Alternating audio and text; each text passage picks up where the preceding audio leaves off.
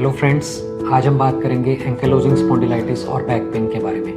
Ankylosing spondylitis क्या है, इसके लक्षण क्या होते हैं और इसको डायग्नोज और ट्रीट कैसे किया जाता है। फ्रेंड्स, मैं हूं डॉक्टर विकास गुप्ता।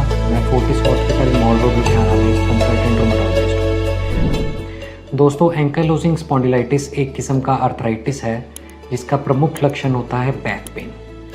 इसका जो बैक पेन है ये आम तौर पे मरीज़ सुबह उठ के ज़्यादा महसूस करते हैं।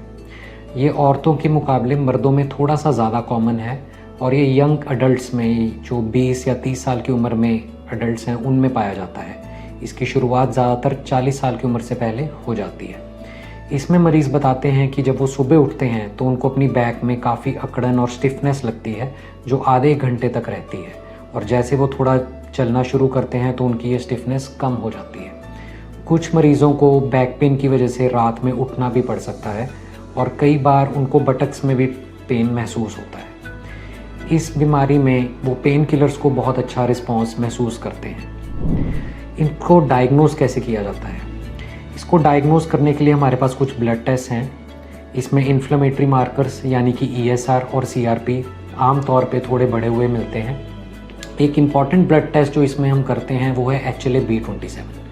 जिन लोगों का HLA-B27 पॉजिटिव है और जिन लोगों में ये इस किस्म की बैक पेन रहती है कि सुबह उठ के बैक पेन ज़्यादा होना, चलने से बैक पेन कम हो जाना और सुबह उठ के स्टिफनेस होना बैक में, तो काफ़ी प्रोबेबिलिटी बढ़ जाती है कि हम एंकाइलोजिंग स्पॉन्डिलाइटिस से डील कर रहे हैं। लेकिन इम्पॉर्टेंट बात एक समझने वाली ये है कि HLA-B27 का पॉजिटिव होना ज़रूरी नहीं है। कुछ लोगों में ये टेस्ट नेगेटिव होने के बावजूद भी ये बीमारी हो सकती है।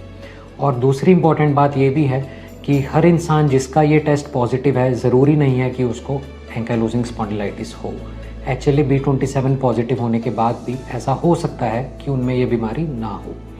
जिन लोगों में ये टेस्ट नेगेटिव होता है उनमें फिर हम कुछ एक्सरे और MRI की मदद से इसको डायग्नोस कर सकते हैं। अब बात आती है कि इसको हम ट्रीट कैसे करें। इसमें हमने ऑलरेडी ये डिस्कस किया कि पेन किलर से मरीज़ काफ़ी अच्छा रिस्पांस महसूस करते हैं, लेकिन पेन किलर्स के अलावा कुछ और ठोस दवाइयाँ हैं जिनको कि DMARDs कहा जाता है। इसके अलावा इसमें कुछ इंजेक्शंस जिनको बायोलॉजिक्स कहते हैं, हमारे पास वो भी हैं ट्रीट करने के लिए।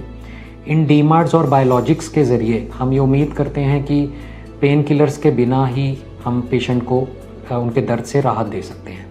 तो दोस्तों, अगर किसी को ये सिम्टम्स हैं कि उनको बैक पेन है जो कि सुबह उठ के ज़्यादा हो रही है, सुबह उठ के बैक में स्टिफनेस बहुत है और वो थोड़ा सा काम करने पे कम हो जाती है, तो हो सकता है कि उनको एंकाइलोजिंग स्पॉन्डिलाइटिस की बीमारी हो, और ऐसे केसेस में उनको एक रोमेटोलॉजिस्ट यानी कि गठिया के स्पेशलिस्ट को कंसल्ट करना चाहिए। Thank you.